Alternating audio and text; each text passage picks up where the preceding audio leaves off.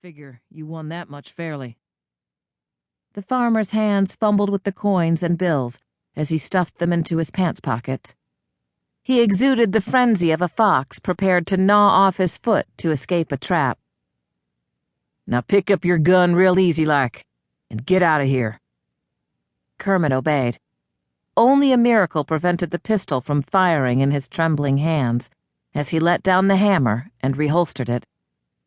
"And I advise you not to come back until you learn to cheat without getting caught." The farmer was humiliated, but vastly relieved that his heart was still beating, that he wasn't bleeding profusely from a gunshot wound, and that he wasn't going home penniless to his harping wife. He left, vowing to himself that he would never return. The piano player resumed his jumping, jangling tune. Other patrons of the gambling hall drifted back to their tables, shaking their heads in amusement. Smokes abandoned and ashtrays were relit. The bartender immediately began to refill glasses.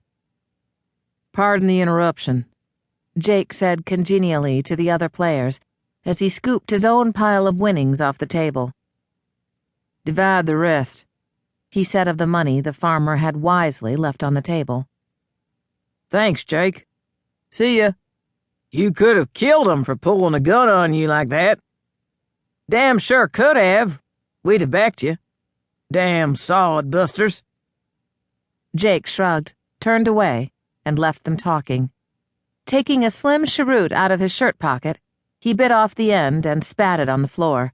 Striking a match with his thumbnail, he lit the cigar as he weaved his way through the tables toward the oak bar that extended the width of the room. According to rumor, it had been shipped piece by piece from St. Louis to Fort Worth and painstakingly assembled. It was ornately carved, bedecked with mirrors and lined with bottles and glasses that were kept highly polished. The proprietress wouldn't tolerate dust. Brass spittoons were strategically placed along the brass rail of the bar.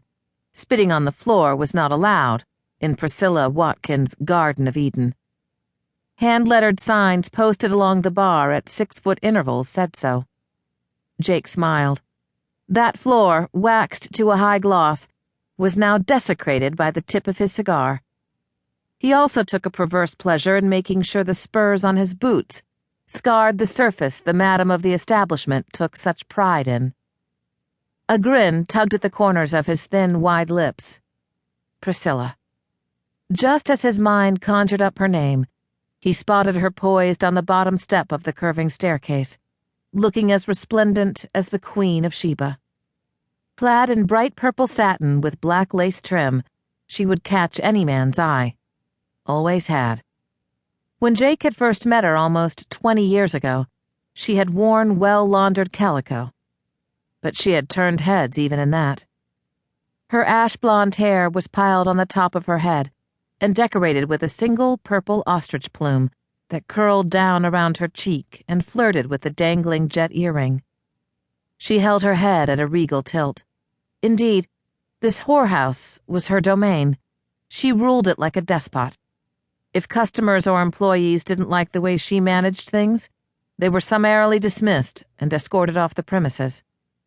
But everybody in Texas knew that the Garden of Eden in Fort Worth was in this year of 1890 the best whorehouse in the state. Priscilla extended a slipper-shod foot and stepped off the bottom stair, proudly leaving behind her a wake of musky scent imported from Paris. She made her way to the bar just as Jake was lifting a glass of whiskey to his mouth. "You just cost me a customer, Mr. Langston." Jake didn't even turn his head, but nodded toward the bartender to pour him another shot. "I think you can afford to lose one or two, Pris." It irritated the hell out of her for him to call her that. He took as much pleasure doing it as he did in scuffing the floor of her saloon. Only an old friend like Jake could get by with either one. Were they friends or enemies? She was never quite sure. "Why is it that things can go fine for months, and the minute you come in, there's trouble?" "Is there?" "Always." "The sodbuster drew a gun on me. What did you expect me to do? Turn the other cheek?" "You provoked him." "He was cheating."